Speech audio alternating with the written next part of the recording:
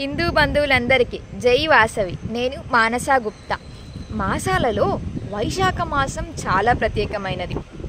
బసవ జయంతి, ఆదిశంకరుల జయంతి, రామానుజాచార్యుల జయంతి, వాసవి కన్యకా పరమేశ్వరి అమ్మవారి జయంతి, ఇలా ఎందరో కారణ జన్ములు ఈ మాసంలోనే లోకాన్ని ఉద్ధరించడానికి భూమిపై అవతరించారు. ఈరోజు వైశాఖ శుద్ధ దశమి. స్వయంగా అమ్మవారు శ్రీ వాసవి కన్యకా పరమేశ్వరిగా ఆర్యవైశ్యుల ఇంట అవతరించిన రోజు.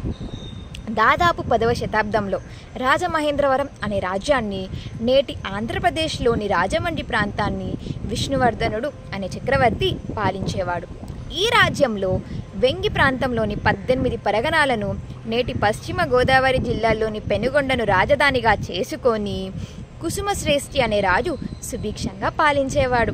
వారికి చాలా కాలం సంతానం లేకపోవడం వలన కులగురువైన భాస్కరాచార్యుల సలహా మేరకు కుసుమశ్రేష్ఠి, కుసుమాంబ దంపతులు పుత్రకామేష్టి యాగం చేయడం వలన కుసుమశ్రేష్ఠికి పూర్వజన్మలో అమ్మవారు స్వయంగా కూతురుగా జన్మిస్తారని వరం ఇవ్వడం వలన వసంతకాలం సర్వత్రా ఆనందాలు నెలకొన్న వేళ వైశాఖ శుద్ధ దశమి శుక్రవారం రోజు అమ్మవారు 2 దంపతులకు కుమార్తెగా జన్మించింది. ఆమెకు వాసవిగా నామకరణం చేశారు. వాసవి బాల్యంలోనే శాస్త్రాలను అభ్యసించి పురాణ ఇతిహాసాలను అధ్యయనం చేసింది.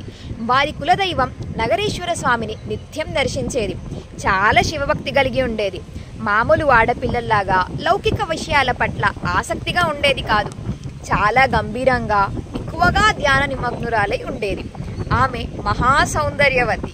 ఒకసారి నగరేశ్వర స్వామి ఆలయంలో ఉత్సవాల సందర్భంగా చక్రవర్తి విష్ణువర్ధనుడు నగరేశ్వర స్వామిని దర్శించడానికి వచ్చి ఆ సమయంలో స్వామివారి సేవలో పాల్గొంటున్న మహాసౌందర్యవతి అయిన వాసవిని చూసి వివాహం చేసుకోవాలనుకున్నాడు. వాసవిని తనకిచ్చి పెళ్లి చేయమని, లేదా యుద్ధానికి సిద్ధంగా ఉండమని కుసుమశ్రేష్ఠికి విష్ణువర్ధనుడు వర్తమానం పంపాడు. అప్పుడు కుసుమశ్రేష్ఠి 18 పరిగణాల్లోని 714 ఆర్యవైశ్య గోత్రికులను సమావేశపరిచి చక్రవర్తి నిర్ణయాన్ని తెలియజేశాడు. 612 గోత్రికులు చక్రవర్తితో వైరం వద్దు, వాసవిని రాజుకిచ్చి పెళ్లి చేయమన్నారు. కానీ 102 గోత్రికులు వ్యతిరేకించారు. కుసుమశ్రేష్ఠి వాసవి అభిప్రాయం కూరగా తనకు వైవాహిక జీవితం పట్ల ఆసక్తి లేదని, లోకహితం కోసం పాటు పడతానని, తన జీవితం నగరేశ్వర స్వామికి అంకితం అని చెప్పింది. తన వల్ల యుద్ధం జరిగి ఇరువైపుల లక్షలాది మంది ప్రాణాలు పోవడం ఇష్టం లేక యుద్ధాన్ని ఆపడానికి నేను అగ్నిప్రవేశం చేస్తానని తన అభిప్రాయాన్ని వెల్లడించింది.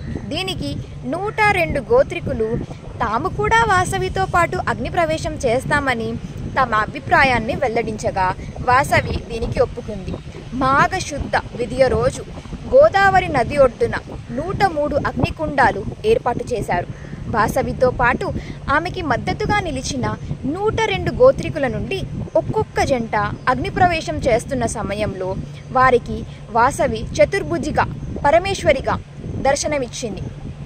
ఈ విషయం తెలుసుకున్న విష్ణువర్ధనుడు హుటాహుటిన అగ్నికుండాల స్థలానికి చేరుకొని వాసవి మాత అగ్నికి ఆహుతి అవ్వడం చూసి పశ్చాత్తాపడి రక్తం కక్కుకొని అక్కడికక్కడి చనిపోయాడు. తల్లిదండ్రులు పెట్టిన పేరు వాసవి. కన్యగానే ఉండడం వలన కన్యక, స్వయంగా పరమేశ్వరి కావడం వలన శ్రీ వాసవి కన్యకా పరమేశ్వరిగా పేరు పొందింది. నాటి నుండి శ్రీ వాసవి కన్యకా పరమేశ్వరి అమ్మవారు ఆర్యవైశ్యుల కులదైవంగా విరాజిల్లుతుంది. అమ్మవారు నడయాడిన పెనుగొండలో బెంగళూరుకు చెందిన ఎస్ రామమూర్తి అనే కర్మయోగి సంకల్పం వలన వాసవి శాంతిధామం అనే దివ్యమైన ఆలయం వెలసింది. ఈ ఆలయాన్ని నిర్మించడానికి జిఎంఆర్ సంస్థ మరియు దేశ విదేశాల్లోని ఆర్యవైశ్యులందరూ సహకరించారు.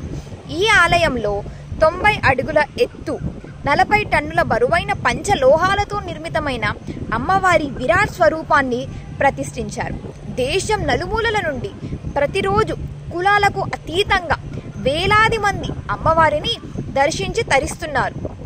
ప్రతి సంవత్సరము వైశాఖ శుద్ధ దశమి, వాసవి జయంతి మరియు మాఘ శుద్ధ విధియ అమ్మవారి ఆత్మార్పణ రోజును దేశంలోని ప్రతి గ్రామంలో, పట్టణాలలో ఆర్యవైశ్య సంఘాల ఆధ్వర్యంలో కుంకుమార్చనలు, అన్నదానము, పల్లకీ సేవ, శోభయాత్ర లాంటి అనేక ఆధ్యాత్మిక కార్యక్రమాలు చాలా ఘనంగా వైభవంగా జరుపుకుంటున్నారు.